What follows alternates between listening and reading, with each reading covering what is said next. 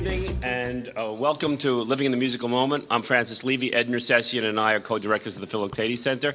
And before we begin this evening's program, I wanted to point out the current art show, which is called On Aggression, and it is in tandem with our current. Ed, is it a six-part series now on aggression? I think it's a six-part series on aggression. We've done the politics and psychobiology of war, the politics and psychobiology of genocide last week, and we had an initial session just called On Aggression. So these are Joyce Kozlov's works on paper over there, and the large painting in the back is by Margaret Rolicki. And there are several other of her works represented. Robin Too's here. These are just all on the aggression theme in explicit and less explicit, more subliminal ways. So we have abstractionism dealing with the kind of aggression impulse, and then Alexander Gibbons's photographs of the Rwanda war tribunals, the people who had been in the Rwanda war tribunals, appear here and outside. As many of you have read, that Philoctetes Center was a victim of the recent scandal involving Bernard Madoff's securities, and hence we lost our funding. And we have gotten an enormous outpouring of support from people who come to the poetry series, the music series, the roundtables, but we need constant support. If you're interested in a particular area, such as our videography, which allows us to record this program and all programming, which appears on our site under past programming, then think of making a contribution there. If you're interested in the music series, tag the contribution to that, or the poetry series, or roundtables, or our journal, which we're bringing out another issue of. It's very expensive.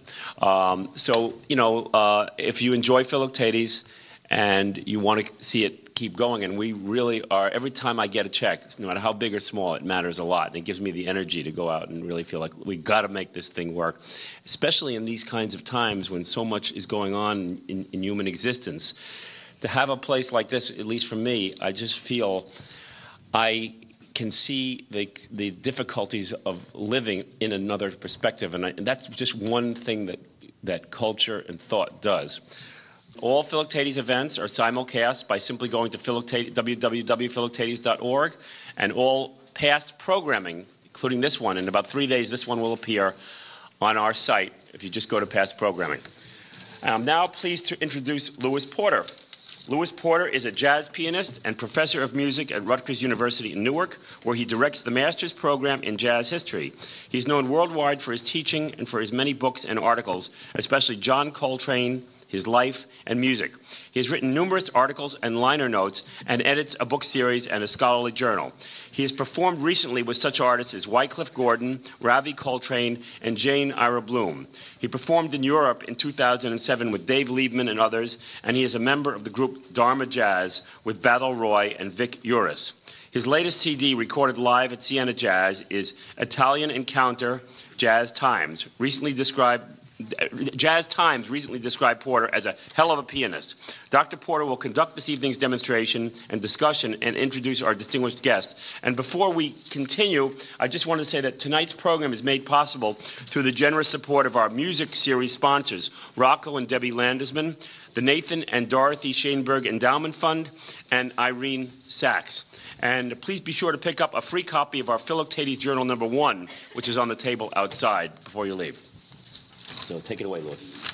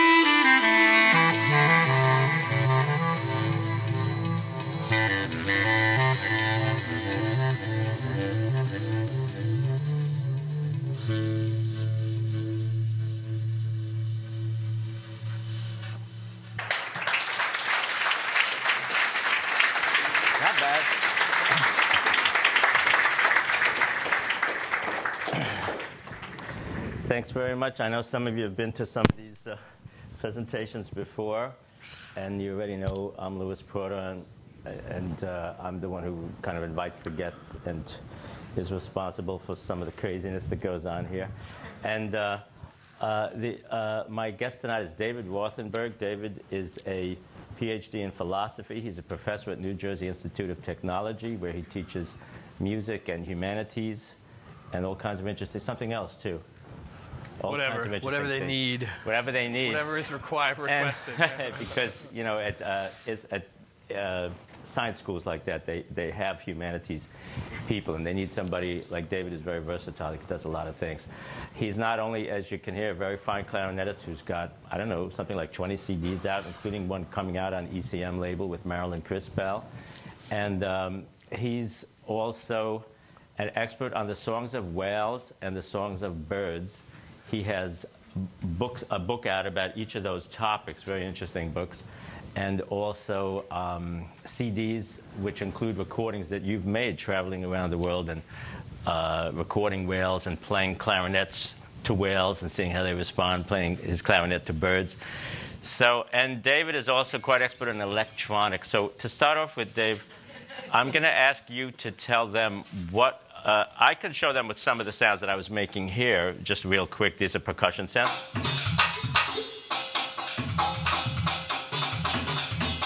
I know. And this is, they have some more electronic sounds. these. And some of these are what you call touch sensitive, which means it sounds one way if you hit it like that. That's the same note. Softly. So there's a lot of things you can do if you pay attention. And so that's already one layer of sounds. And what were you doing? What kind of sounds were you doing over there? I was mostly playing the bass clarinet into the computer and having the computer change the sound in different ways. Sometimes in like clear things that show us how that works. You can identify. Like, you know, people know what delays sound like. They're kind of more basic. That one's so slow, it's not really making the point. It's turned down, but like this, you know. It just kind of delays the sound. But then you have sounds that, you know, add lots of other elements of delay to it. Now, what is that sound? That's a delay that changes at different pitches and moves around and adds things. It's all coming out. It's been stored in that effect. Oh, so that's also your clarinet coming back? Okay. So it keeps changing the delay, does kind of odd things. That's kind of fun. And then you have others that change the pitch, like this would change the pitch and delay it at the same Some time. people, if they don't have their coffee in the morning, that's what things sound like anyway. You know, it's just. I like that. That's a cool one. Yeah, and there's others that are more, you know, abstract, like this. What is it? But it comes from the clarinet sound. Seriously? Just turn off the bass when you hear this. Actually. But wait, that crystal. It does, yeah. See, it's the residue. It goes off and then disappears and stays forever. So that crystally kind of a thing. It's all coming and then it stays around. By the end, it gets to some high. So that's like thing. the end of the sound. That's interesting.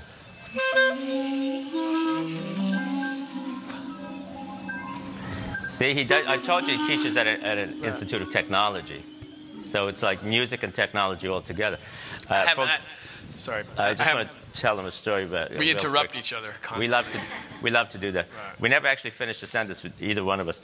But at the Massachusetts Institute of Technology, I was invited to the music department there, David, in around 1983 by Barry Vercoe.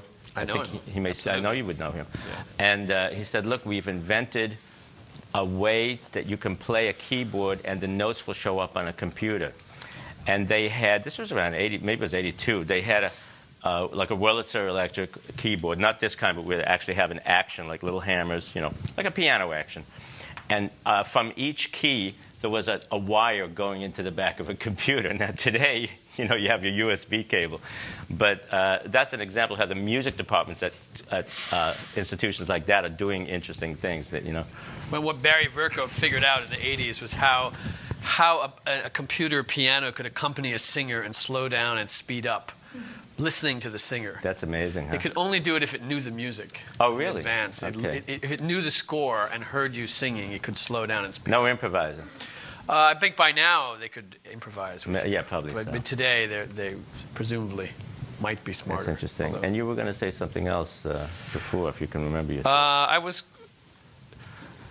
I was going to say, you know, something about how to actually use these things as you play can be kind of mystifying because you're not exactly sure how it's going to work. Okay. There's always variables of how all these different abstract effects going to work together. How is it going to sound with other instruments? How's it going to affect what you play? But I find it's different to do it when you're playing into the machine rather than just having some existing sound and adjusting it and transforming it, because then it's you and the machine together are interacting and making music out of the situation.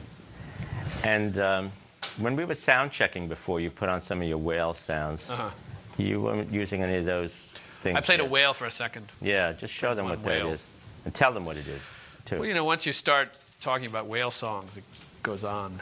Oh, really? It's a big story because, you know, most people think... well, you want to wait and be... That's what people think a whale sounds like, right? A whale song. Right. But actually, you know, it's only humpback whales that sound like that. Okay. And that's just one syllable of their vast vocabulary. And what's really interesting about these whales is that they sing this long, complex song.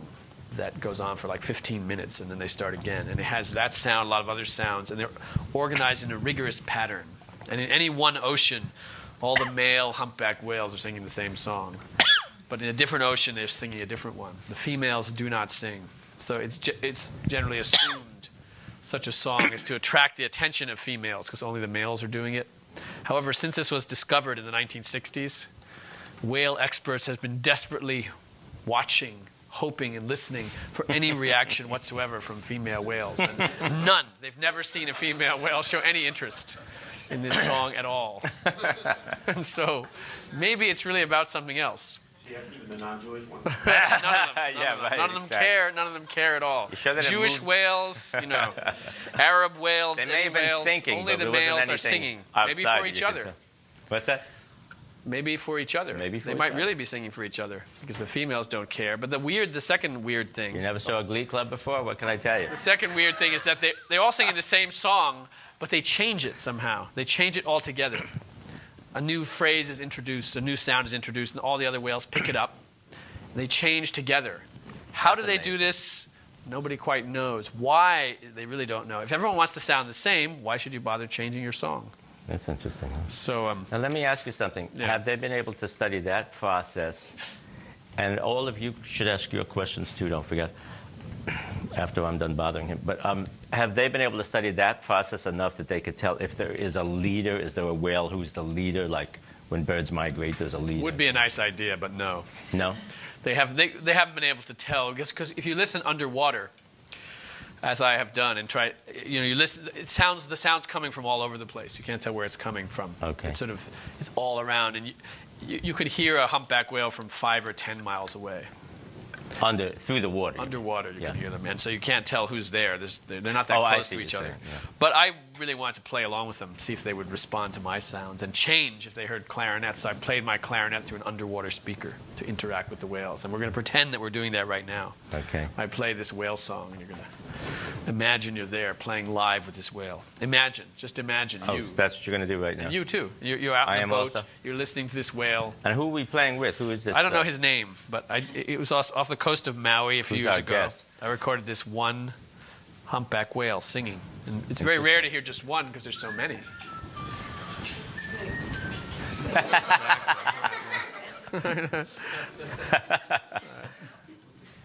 Okay. Is that a humpback whale or was that Bobby McFerrin? I don't know what the hell.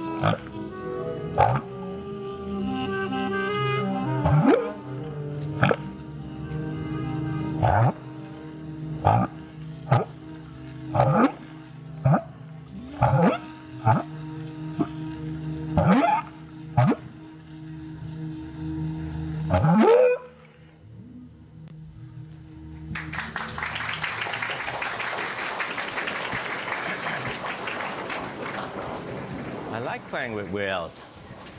It's like a different scale. Where can I get a whale buddy to play with? Where can I? They're around. They're How out do you there. arrange for this? You know. So what do? You go out in a boat? I mean, how does that happen? You sit on a boat. You have headphones on. Okay. And you're playing into a microphone that's being amplified into an underwater speaker. Okay. So the whales can hear it. And then you have underwater microphones. You're listening to what the whales are doing. And you wait, obviously, you have to know there's whales there. There's a lot of things that can go wrong. Okay. Like 10 times more than trying to set up the sound system to work. Right.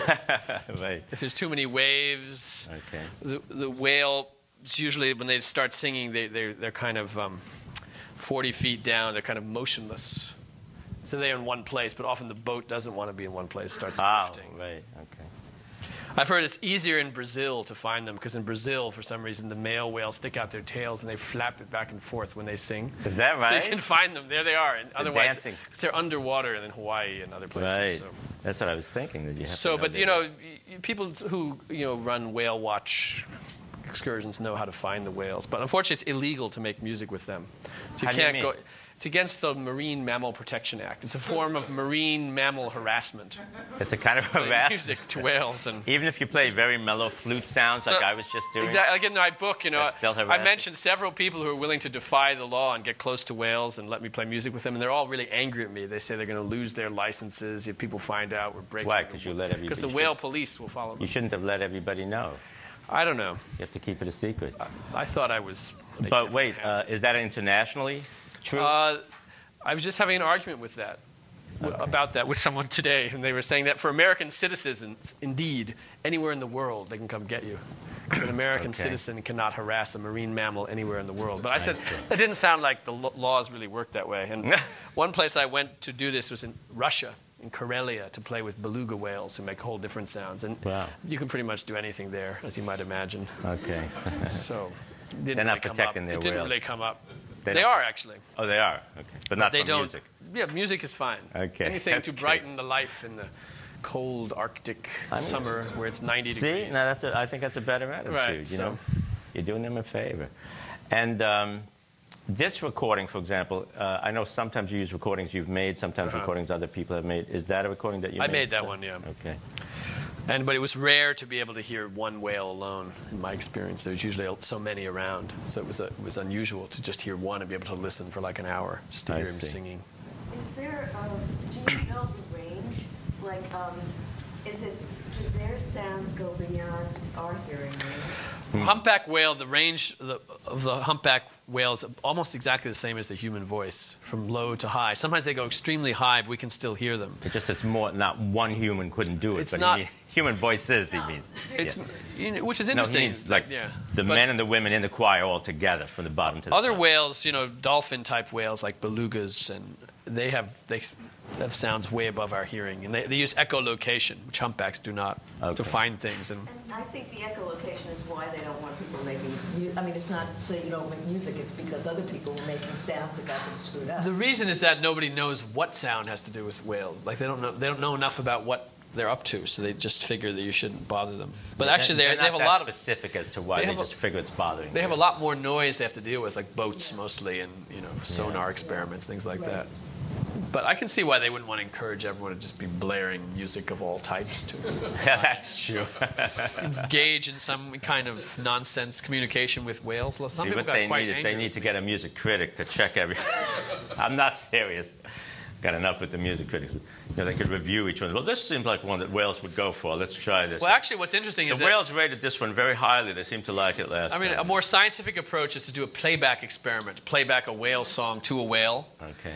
And they try and do it just as loud as a whale, not just the same distance as a whale. And the whales are remarkably uninterested in that. That's interesting. They really don't care. But they were more interested in the clarinet somehow. I mean, they really, with much less power, a small amplifier close to the whale, but not playing, for hours and hours. When in some cases I felt they really did respond. And then I played it to some scientists who told me they would not respond to your clarinet, and they were quite surprised. Now, when you say you felt they did respond, what happened? I'll play it for you at some point. Let's hear it. I should mention that we both have stuff with us today. I'll just mention it, not to get too commercial, but David's got his books for you to look at or potentially buy, and some of his CDs.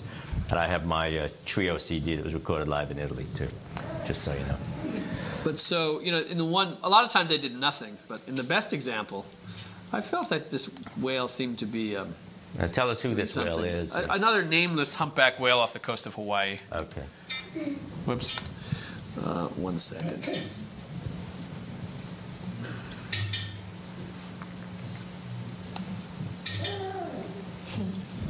Yes, do they play baby? I was going to say something. Yeah, right. Baby whales and mothers make a whole different series of sounds. Oh, they do? Okay. Sorry. So this is live underwater. So you have an underwater speaker, but you also have an underwater Microphone, mic to yeah. record. Yeah. Okay. And even a very high sound is made by the same whale. That's you going... Duh, duh, duh, duh. But the high one is the whale. They're really high. Yeah.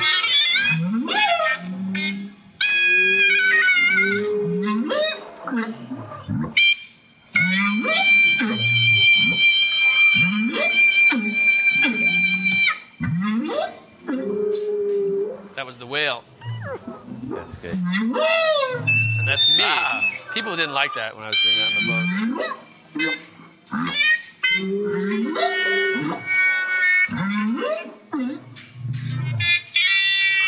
So you can That whale's you can going study my crazy. analysis of this interaction online. It's available. Oh, yeah? I looked at print out the whole sonogram of the sound and try and. I don't have any scientific proof the whale is paying attention to me, but most scientists I played this to, they say, "What? This isn't real. You made it up." Because they're all obviously surprised that the whale be interested in this sound. So it definitely sounds like...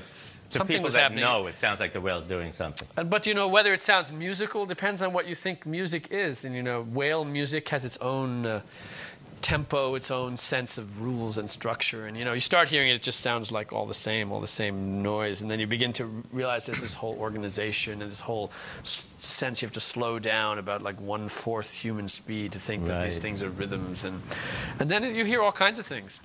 Interesting. And But that's one of the questions you address in both your books, the one about whale song and the one about bird song, is what is music and does this count as music? And there are people that say no. And what is the reason or what is the argument that some scientists use to say no, it's not? Why people would say the sounds of whales and birds are not music? They would say that music is a human idea, the idea of putting sounds together for pleasure, for enjoyment, and animals don't do that. Everything has an exact purpose, and we know that bird songs are males are trying to attract females usually, or maybe scare away other males. They have a very specific purpose. There's nothing beautiful about it, nothing aesthetic about it, and that don't talk about music. But and to take it even further, they say it's all instinctual. It's not like a human saying, I really like this sound, therefore I shall sing it again. They don't say that because most birds and whales learn to sing. Okay, so they know that. Some of them are. instinctual, but they learn to do these things. If they don't learn correctly, they can mess up. But it's fairly easy to refute those arguments scientifically, because you can point out that the function of these songs is all the same. For birds. Birds, much more is known about. They're easy to study. We don't know what the function of whale song is. It's very mysterious and strange. Well, they're underwater. It's not as easy to study them. Even birds haven't been so easy because they fly around, but they've managed to figure things out. Well, we spend time... but, the function is the same. Males are singing to attract females. So if that's all you have to say about it, how come they're all so different? What's the different... Why is there so many different bird songs? And you can say, well, that's how it evolved. Well, how did it evolve? They all have the same function. Well, it evolved not through natural selection, but through sexual selection. That generations of females just prefer these things. Right. Why do they prefer these? Well, the standard answer is for no particular reason. But that's they miss the point that actually the reason why certain things are preferred, that's the aesthetic of different animal species. They all have their sense of aesthetics. And there's a right song and a wrong song. You can clearly tell with birds that, that there's a right way to do it and a wrong way. And in the sense of rightness, finding the rightest possible song. The best song is the one that follows the rules of the songs of these different creatures. And most of that aspect of it hasn't been studied enough, because I think biologists wrongly think that it's too subjective a thing. But actually, I've started working with some biologists. Just to clarify, the part that they think is subjective that hasn't been studied is the whole idea of the aesthetic choice. That there's an aesthetic going on. There's a choice being made. Yeah. So in my book on birds, a lot of scientists got angry with me. Like, how dare you criticize us? You're not a scientist. You're some kind of weird philosopher musician. One, I said, well, philosophers always think everybody's wrong. So that's what they do. That's their job. And then, but also, think about it. Do you have a good answer to why these sounds are so different from each other? No, you just don't ask these questions. So, you should. And now I've managed to convince a few scientists that I do have a point. And now I started working with this guy, Ofer Chernikovsky, at City College, who you should invite here. Who he's figured out how to analyze huge amounts of data from all the sounds that birds make using these computer models. And I said, can't you look at the aesthetic, the deeper structure of these songs by just listening to so many of them and quantifying the kind of things I'm talking about? He says, yeah, that's a good idea. Let's do it. And so we start working on that now, studying nightingale songs, because nightingales are so, well, they're both sort of simple and complex. And, how many of you have heard nightingales? Nobody, because they don't live here. It's not American. Some of you are from the far corners of the earth, I know. But do you know you've read about them, right? What do you think they sound like? Imagine what a nightingale would sound like, given all the stuff you've read in Shakespeare and everywhere else. What should they sound like? Lyrical. Lyrical, yeah, what else? I think you probably wouldn't imagine they sound like they actually do, which is more like a DJ scratching records. Most people imagine it's This is a nightingale. Sorry, that's a whale. Go away. Stop. That's it. Yeah.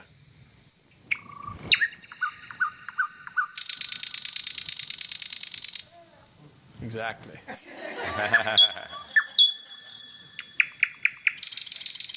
And I love watching them on film when they're doing this, because you can see their beak.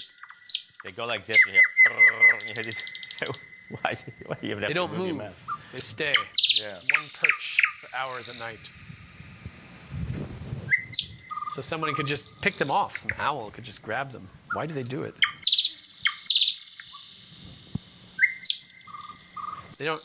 They eat a lot before they start to sing. And then so some scientists had an excellent idea, I thought, of we're going to play soon. Because you're right, people, I think. But I was going to say that people imagine long flute-like melodies. It's this weird rhythmic thing. That's what people think. And it is amazing to hear it. It's echoing through the trees. It really sounds like aliens or something. You can hear it from very far away. But they so the bird. This is a good experiment somebody did. Bird is eating. He stops eating. The sun goes down. Gets on his perch and starts singing. And they videotape him all night. How much singing is going on? Okay. They catch him in the morning. And weigh him again. How much weight did he lose? How much energy did it take to sing? That's interesting. And thereby you can calculate the weight of a bird song. That's much easier to figure out than actually what they're saying. By the way, this is a new kind of aerobics. They're working on it for humans. Sing your, what do they call it? Sing your pounds off, I think they're calling it. I'm going to get rich off of this. But looks like we have a question. When you were playing with the whale, what did you want to happen? Or what were your intentions? I was interested to try and, the idea of like, as being a jazz musician in a new situation, playing with some new culture of music. Like you get together and play. I've been to India and played with Indian drummers who didn't speak any language I could speak, and we just started playing and making this music, and I didn't know what they were doing, and there were just sounds were coming out. And so could you cross species lines doing the same thing? Make music with whales. If you believe, as I do, they're actually making music. I don't think they're saying anything with a lot of information in it. Very few animals communicate information, but they have a lot of structure of the musical nature. It's like structure for the sake of the song. It has to be done right. You can't take a Bach invention and say what each syllable means, what each phrase means. But it has its rules. It all fits together. There's a right and wrong way to do it. The same with these whale songs. But in terms of cause and What did I want? I don't know. I wanted to see, could some interaction happen, a musical interaction. so has it happened? I don't know, you've heard a little bit of that. I think, if you listen to that, a lot of times nothing. But during the best, like this 4 or 5 minutes, I really felt there was some kind of interaction going on. And it interested me that you could perhaps musically influence a whale. It may be easier to influence a whale than a bird because we know these whales change their song really rapidly. Birds don't do that so much. Nightingales like to interact with they fight with song. Most birds don't. They compete with each other. In fact,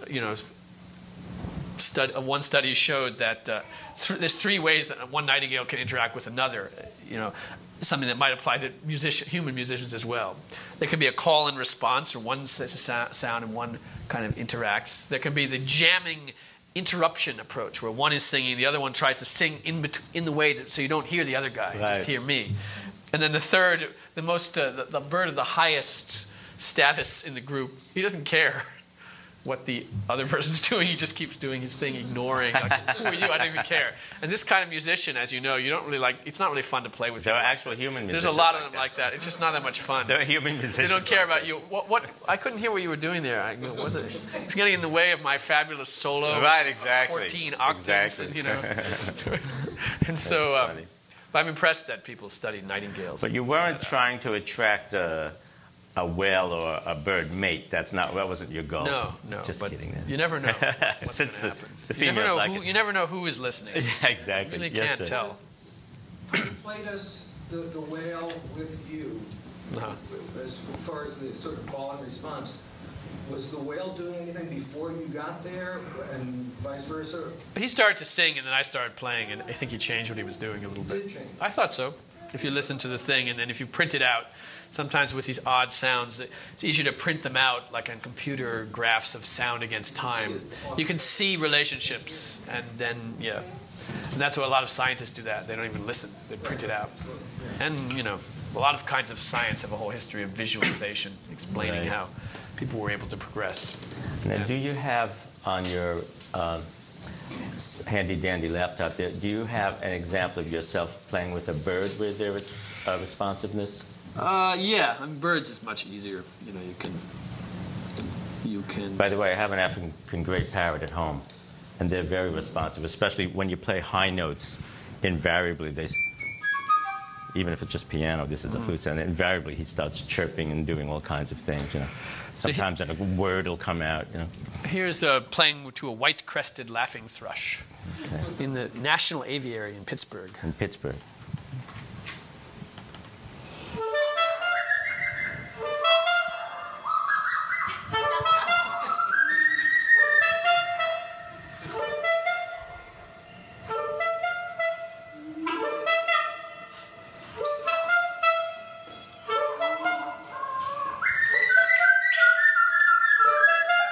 Parrot does that kind of sound.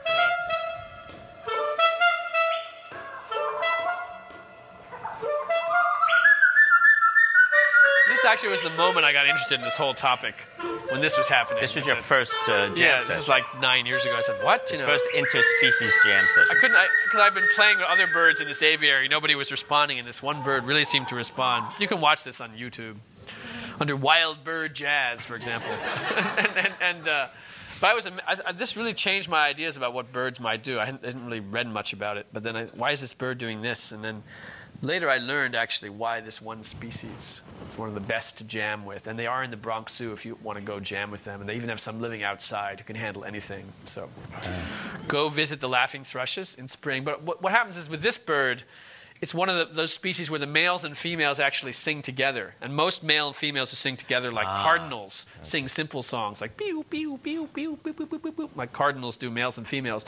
But laughing thrushes have a whole array of phrases they trade back and forth. So in the wild, they really interact with each other. He wasn't competing with me. He wasn't angry. He just wanted to jam, and he was all alone in his cage. You know. That's great. Later, I went back there, and a female was also there. So that day. So that's interesting. So yeah. So the idea is by musically playing along with these different species, you can learn about what they're doing by interacting with them musically. Just how you can learn about people by musically interacting with them. You learn all sorts of surprising things you wouldn't imagine. Now, in terms of our repertoire today, we have some things using these sounds, and then we have some just, musical things to do for fun. But we played with a whale song before. Should we play with a bird song now? The cardinal. Excuse me, in here it said that if you slow down the bird, are you going to show us that too? You can listen to that. Here's a medley of whales and birds together. And here I picked a humpback whale. You hear it at normal speed, then sped up. And then you hear a catbird at its normal speed, and then slowed down. Actually, the structure of a catbird is much more complex than a whale song, and hard to... That's interesting. But the tonality is sort of similar. So tell us, kind of narrate it. That's the humpback whale. Okay.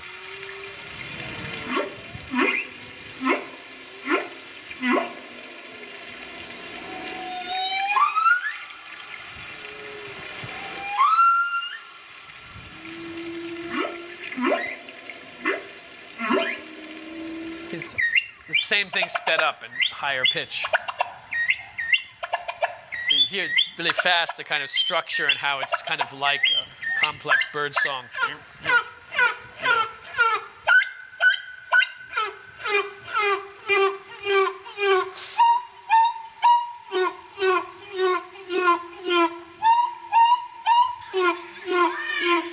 There's a catbird. So this is the catbird now? Yeah, regular catbird at normal speed.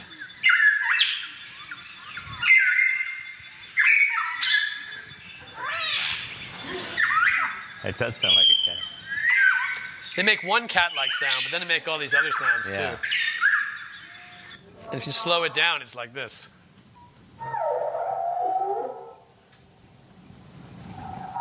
Yeah, it's the catbird slowed down. And That's the pitch great. lowered. I wonder how the whales To a cat, they'd probably be interested in the catbird. And here's the catbird mixed with the sped-up whale at the same time,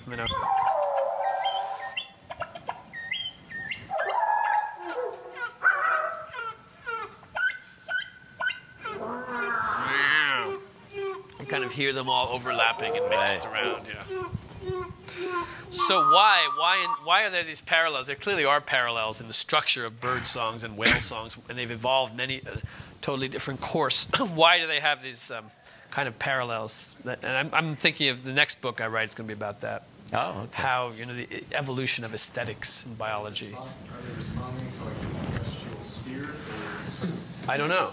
I imagine it has something to do with however it is that aesthetics evolve in nature. It turns out there are a few biologists who study this. Most of them say this cannot be studied. This is it's not a good scientific question. But there's a small number who say no, it's a very important question, and so they're working on it.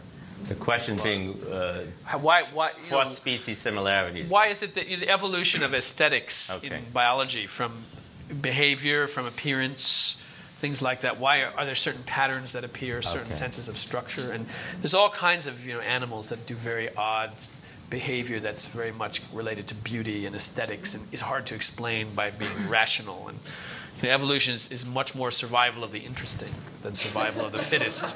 That's interesting. If you're going to design the fittest, you'd come up with whole different kind of creatures. That's a good point. Yeah. That's a good point. You mentioned in your book a beluga whale in an aquarium. She was pregnant, and I think it was a genome that you said she responded to clearly. It wasn't It was a beluga whale, yeah. Is that what you said? Yeah. Yeah, and then I think There was a G, that one note. Yeah, the beluga started imitating. And then when I was in Russia, among all the things I played, I heard in the midst, in the distance, that same note came back. And I was wondering if you have a recording of that. I do have recordings of that, but it's so hard to really... I have me and the beluga in Chicago, which is... You can see this kind of whale. You know, they don't have that much to do there. So they really... You have to find bored imitates. whales. That's the This best. whale's really imitating what I'm doing. That's the clarinet, and here's the whale. That's the whale. Right. It took like 3 days for them to, you know. Oh, it took a while. After 3 days, they started getting interested. But and then in the recording in Russia, I hear the same note in the distance in one recording. But it's very hard to. It doesn't sound that clear. You have to be thinking of that note. Yeah. But you know, belugas have the widest range of complex sounds, and they have something more like talking back and forth, and we don't know too much about what it's about. Interesting. Except it's kind of high and squeaky. But I experimented making music with those, playing live, and also cutting and pasting beluga sounds together and slowing them down and turning them into different things because they're so rich and interesting. Great. And lately, I'd sent out all these sounds to a bunch of like DJs and electronic musicians who are putting out the Whale Music Remix album in a month or so, which has a lot of odd things. by Whales different might people. dance to that Hopefully, It could be we'll all be popular. dancing. at whale be clubs, you know, dancing. where they go to hang out. Well, now we can But- play something that begins with nightingale sounds. All the Okay. sounds are made out of nightingales, and we can see how it goes from there.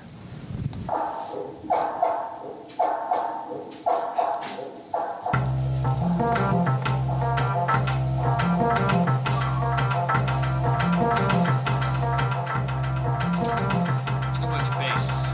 Let's switch to this. I don't want to hear that one. Let's just hear this. You don't want to do that one? There's too much bass in it. Maybe it'll Okay. come in later. I was just. Listen to I this could- again. I can play some bass for that.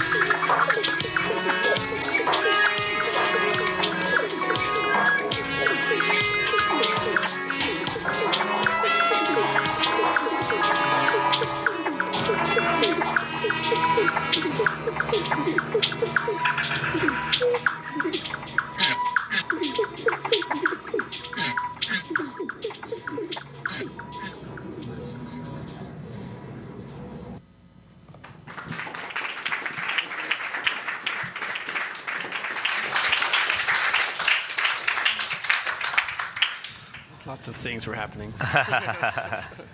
We like to keep busy. So what's your favorite bird to jam with? That one at the Pittsburgh? Or? That's one of the most interactive ones. Okay. We also have lyre birds in Australia, Lyre. That's one of the most amazing birds to play with. Their song is so complicated, it takes them 6 years to learn to sing it.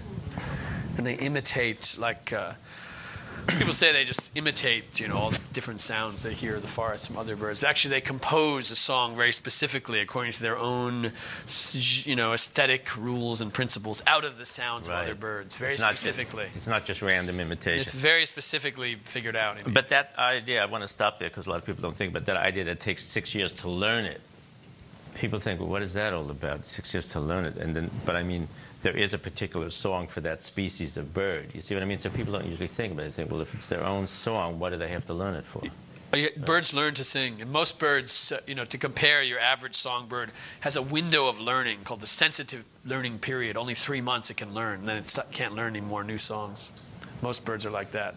But certain ones, many of them can keep learning, like parrots and canaries and mockingbirds. And lyre birds are, especially long amount of time, they keep learning this complicated thing they have to figure out. But what do they do After 3 years. I was following a bunch of in Australia. Do they know half the song? I followed a bunch of teenage lyrebirds, a bunch of like a gang of teenage boy lyrebirds. Don't worry, they were like showing off. Don't worry, they're not dangerous. They were just doing weird, trying to show off, but incorrectly, just making the wrong stuff. Just playing around. But they didn't have it. They just didn't get it. But you see what I mean? So in other words, it's not like they know half the song perfectly. They know the whole song imperfectly. Well, actually, we don't know the details of that. Okay. That's one thing Chernikovsky is studying. He did that with zebra finches at City College.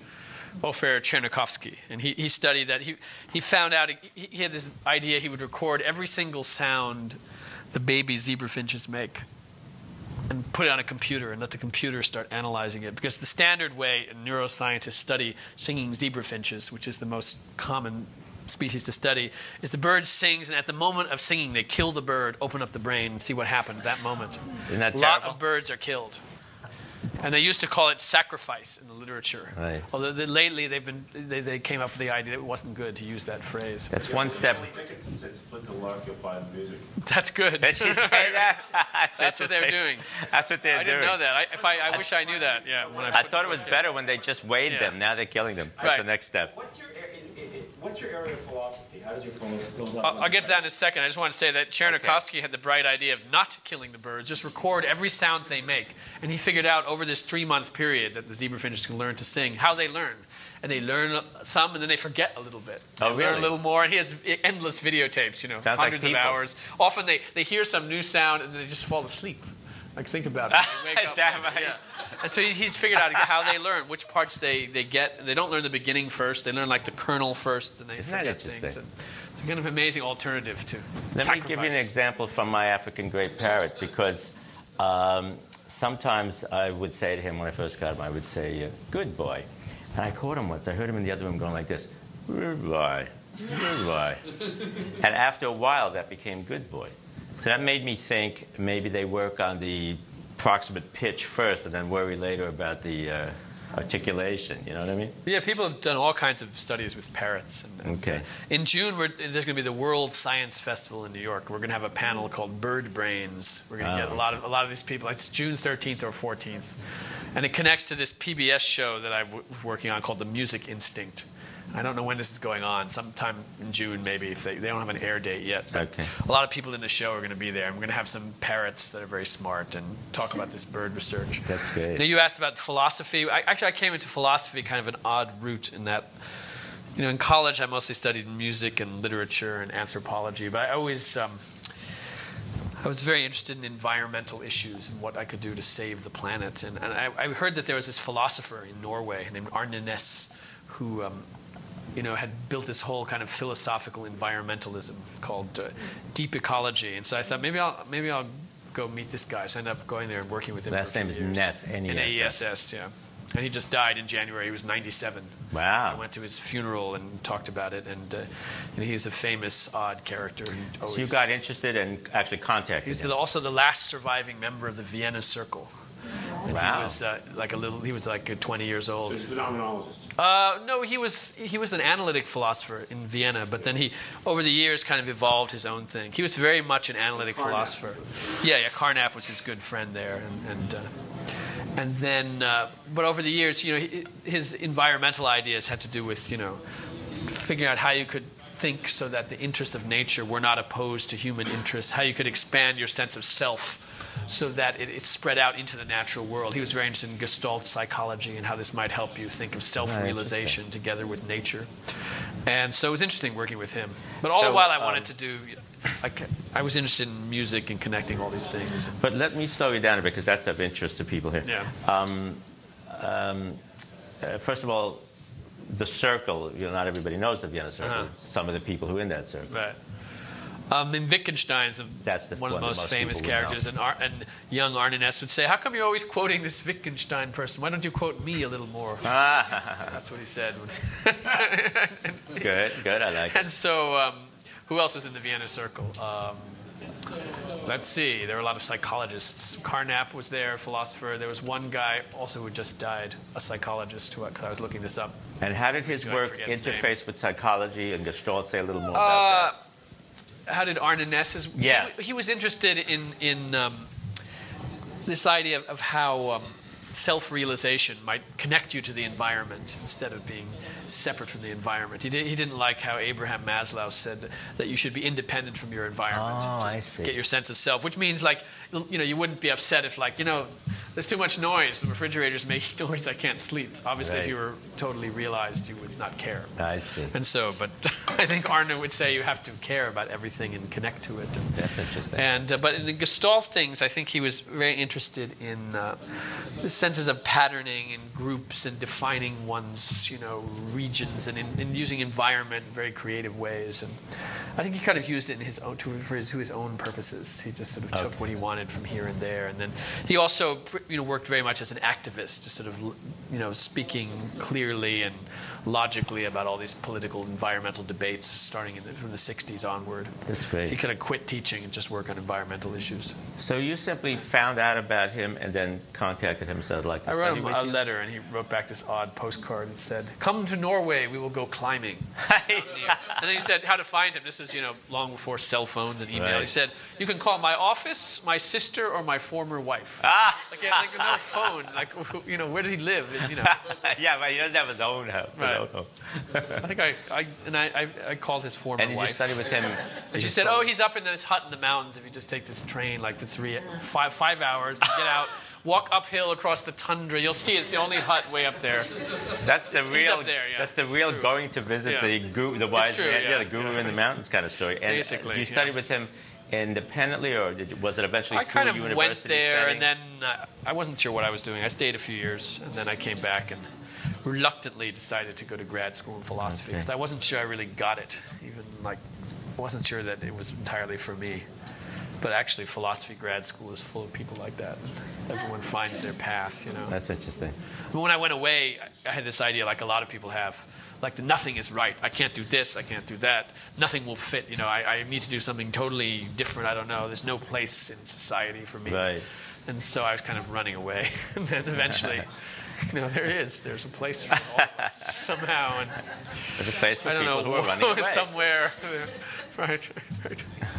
We have a question here. Well, Yeah. two things. One is that I don't know if you've seen this, but there's several documentaries of Glenn Gould, and in one of them, Sure. he's playing with the elephants.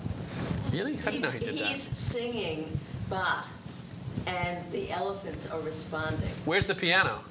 He doesn't Oh, have no, a it's always piano. Is he in the Yeah. zoo? He's in the zoo. I've never seen that. That's Yeah, good that- to know. I've seen some of those, but not this And, one. but the other is, I think the Times had an article about walruses and making. That was amazing. I read that. Yeah, I was Yeah. surprised that And I walruses were wondered if doing you'd that. ever gotten a That was the chance first to- I heard it in that. I did work with some walrus sounds that my friend Doug Quinn recorded a few years ago. We made a piece out of walrus sounds, but I don't think either of us was aware of that they have this kind of singing like thing, because it's very common for biology to say very few animals learn sounds, very few animals have these songs. Whales, what kind of animals have vocal learning?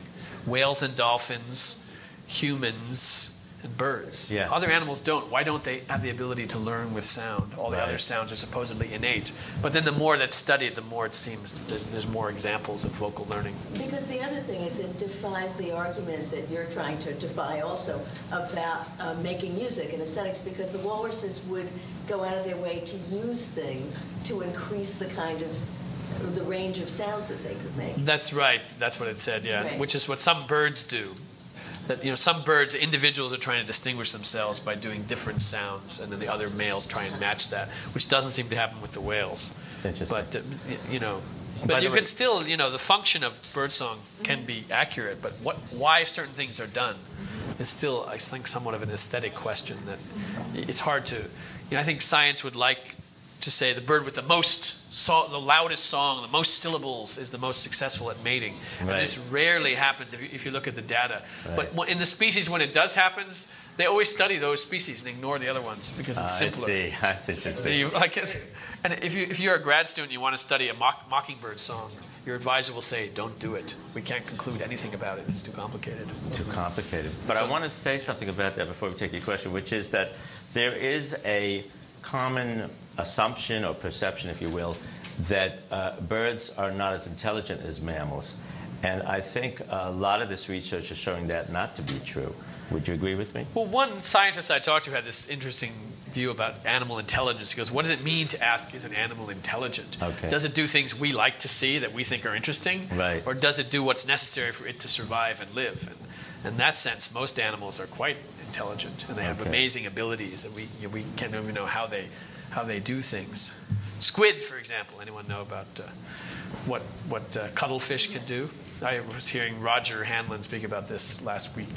And squid are known for camouflage. Squid and octopus. They can change. But unlike, say, chameleons, squid changes its appearance by looking around and deciding what appearance to have. So it has ability to decide what to look like. And one thing they do is the males turn into females to distract other males. They change the patterning and distract a male, and then they go in and change back to males and go after the females that were there. And they decide to do this, and they have this.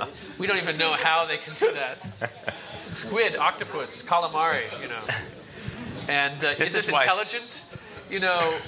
That's why squid get into a lot of fights at bars, The guys will get into fights. Right. Hey, what are you pretending to be a girl? They're not intelligent enough to know if another squid is pretending to be a female. They don't get it. They're convinced. So, but they have this amazing visual ability. So, are birds intelligent? What interests neuroscientists is that how do brains learn? To do things with sound. We know more about how birds do that than how people do that, because we killed a lot of them, looked in their brains.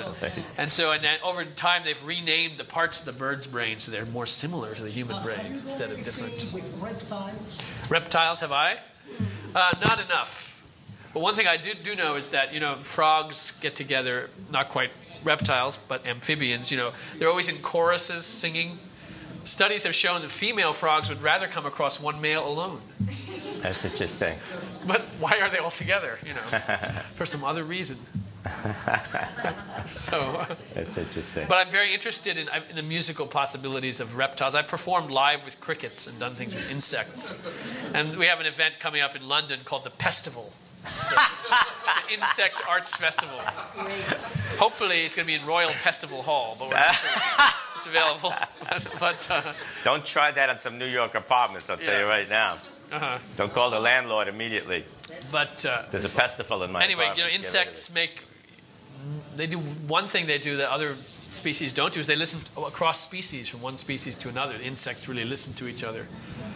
The different species, they respond more basically to rhythm. Like they don't care what's making the sound. That's interesting. And so they're more. They're simpler organisms, but the kind of music that comes out of their sounds is much more repetitive and trance-like. And it turns out there's certain cultures around the world that only think that's musical and don't think melodies and declarative kind of things are musical, but only these thrumming trance-like insect sounds. That's what music is. Anything different from that's just not music. It's noise. That's interesting.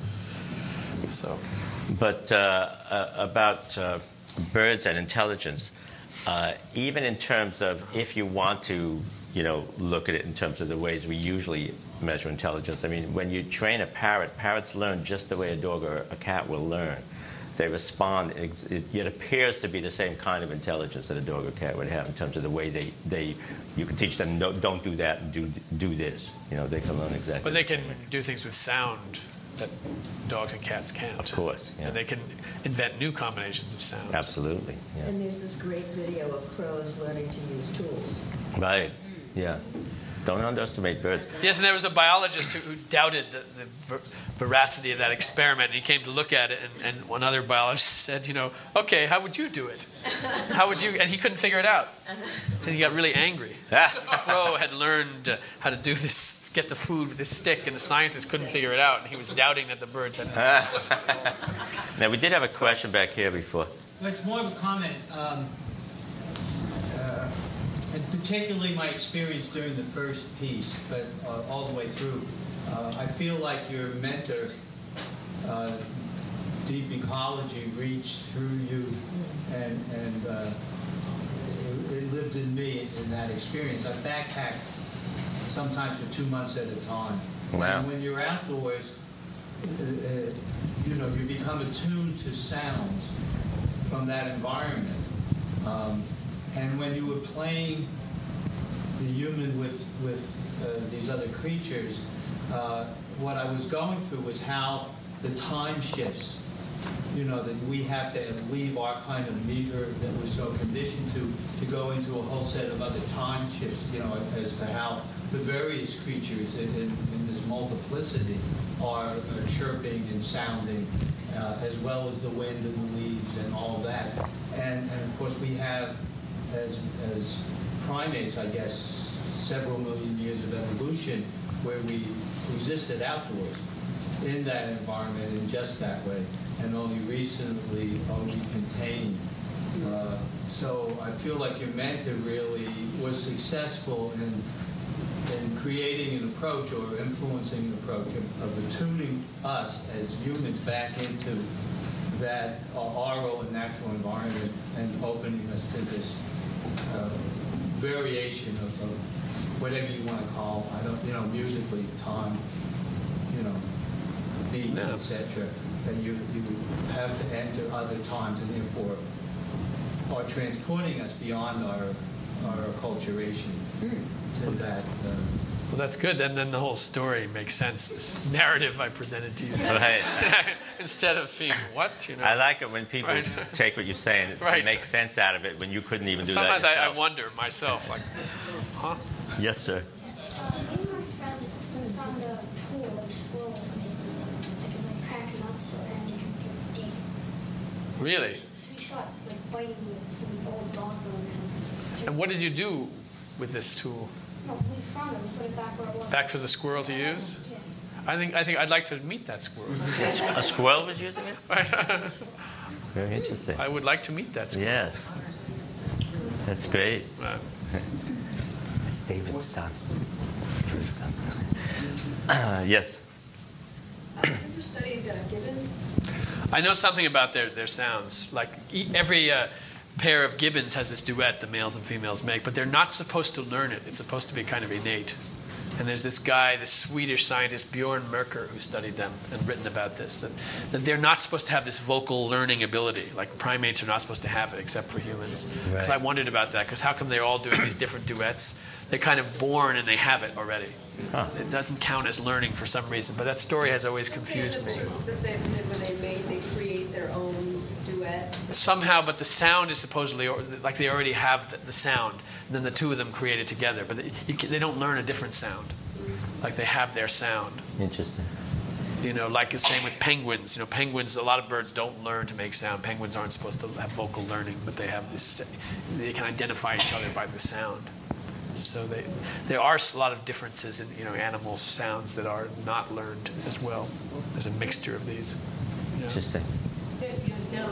This is really interesting, and I was wondering what you thought Wittgenstein might say about your duet with the nightingale. He did say if a lion could talk, we would not understand him, and I would disagree with that. Oh, you would disagree? Okay. Now Wittgenstein also played the clarinet. So he may have had some other ideas. And I'm quite interested in Wittgenstein and the odd things he's done. And I think there's a whole side of him that we don't, that isn't really discussed, like his clarinet playing. Exactly what was he playing? How did this connect to his philosophy? He also lived in Norway. He had a cabin in Norway, and he wrote letters in Norwegian to various people there. Interesting. And there's these odd connections. His brother was a great pianist with one hand. And there's a new book about that. It just came out, the Wittgenstein family. Concerto. Yeah, Paul Wittgenstein. There's a new book about the Wittgenstein family, which is mostly about the brother.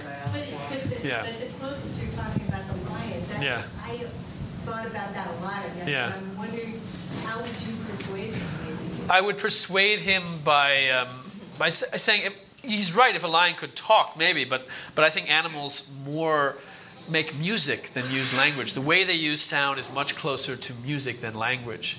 We even have this book by archaeologist Stephen Mythen, The Singing Neanderthal. He says Neanderthals did not have language. They had a more music-like form of communication. Right. Now, how he knows this, I'm not sure. That's a theory.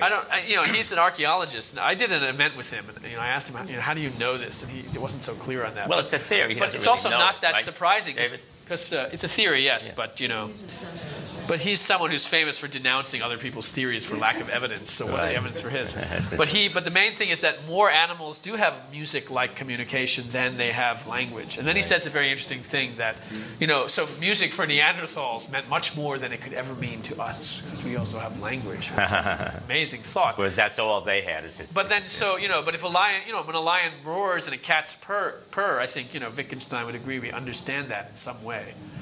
And maybe he wouldn't agree, but he was a man of paradoxes, as we know. It's interesting. But I think that I really believe that, because what does music actually mean? Human music, we don't really know, but it's obviously important. It communicates something really deep and present, and you could communicate with it without knowing what you're saying. You can play with some, I played with a whole crowd of South Indian percussionists who didn't speak English, and we're making some music, some meaning is happening. I have no idea what is all. Right. And so maybe it can happen across species lines too, when you feel some communication is possible in this area of music, And I really think, it makes sense to imagine that, the sounds animals are making with their very specific purposes and function. Beyond that is also a kind of music. Why is it music? If you want to get philosophical, sounds are being made that have a beginning, middle, and end. They have a structure. There's a right and wrong way to do it. You can't extract the meaning of that separate from the performance. The performance has to be right. You can't say, this song means I'm happier. This song means, I had a bad day. It's the musical meaning, structure and form and pattern and whatever. It has to be performed the correct way for it to be right. But I want to lead you in a different direction with that discussion also about what is music and meaning. About music and evolution, this whole concept that you said before, that the scientists are trying to reduce, for example, birdsong to sexual selection and territoriality. You know about this, but I want to get you talking about it. Steven Pinker at Harvard says that's not all the detail of music. That he says you're going on a wild goose chase if you're trying to find an evolutionary explanation for all the detail. He says the fact that all the songs are different is meaningless. He calls that a spandrel, which is a way of saying, I guess, that's not part of evolution. That's just something that happens once it evolved. Little details may be different. But you don't try to account for the details by evolution. Well, actually, Steven Pinker calls music, he calls it like cheesecake. Spandrel is from Stephen Jay Gould, who took music more seriously. But I think Steven Pinker he just doesn't want to take it very seriously. So he just says that it just evolved as an accident, as a side course from more important things, which is a lot of people don't like that. A lot of scientists don't like that. So some people would say cheesecake is more important. They think that he should have used a different example. They think that he's avoiding taking it more seriously because he doesn't want to think about it. But you don't think so? You don't think he's? I don't think he's a guy to go to find out about music because he doesn't care. Okay. One question just happened because I was in a conversation right before I got here. Some noise. Can you define when you talk about music, aesthetics, art? Is there something? Can you use the word art in any of your musings and your descriptions and your understanding of the sounds and That's going to be in the next book I'm writing, so I don't want to define it now. But that very question is is to try and take these ideas and come up with some larger principles. There's a book I read recently called The Art Instinct by philosopher Dennis Dutton, which he's trying to argue that.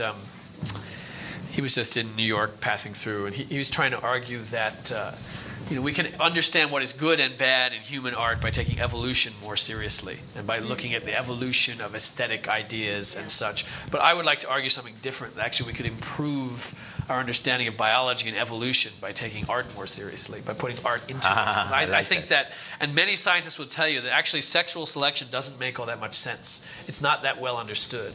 Actually, Darwin understood it better than a lot of biologists since, and he talked about how animals have a natural aesthetic sense. Right. And he really was onto this. But then, since then, it's gotten more, it's gotten more kind of regimented and limited, and more people treat it like it explains everything. Like you've got like selection, Darwinism on the brain, and it's just going to explain everything that's out there.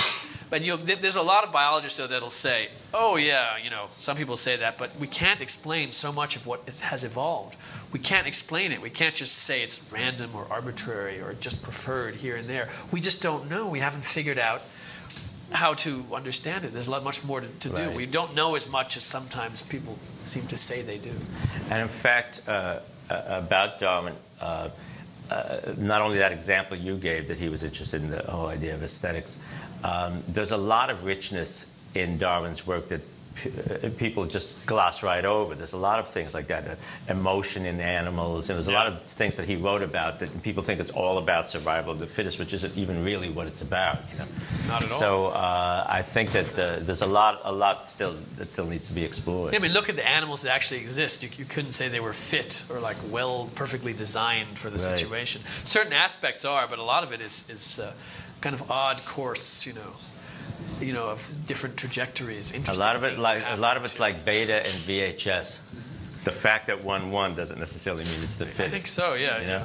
It's something. There's other kinds of circumstances. Yeah. We're going to have to sort of. Yeah, we're about done. And I thought we would play just one. Let's play something normal. If you'd turn be this off, into it, I thought we'd use this one that I kind of like. This that bass. Louis, you're not doing your regular, your usual, We can do that. No, I want to do this one. Okay. I know you love that. Now, should I make the drum go on this or not? Do whatever. I say no, but Not with the drum? Okay.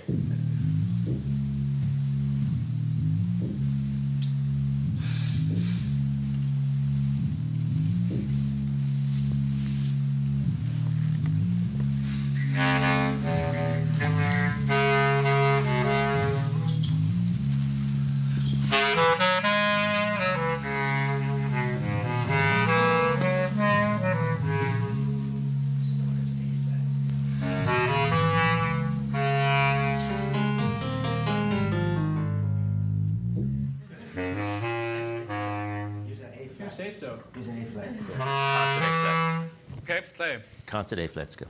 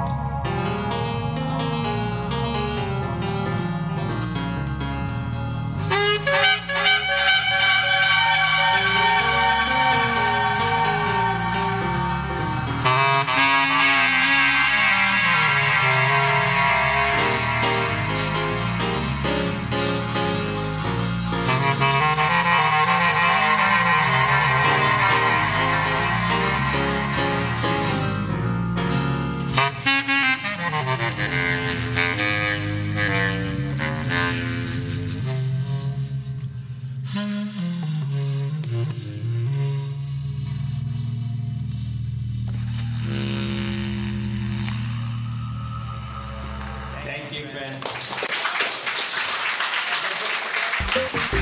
Don't forget, we have books and CDs if you're interested. My CDs are also. Thanks a lot for coming.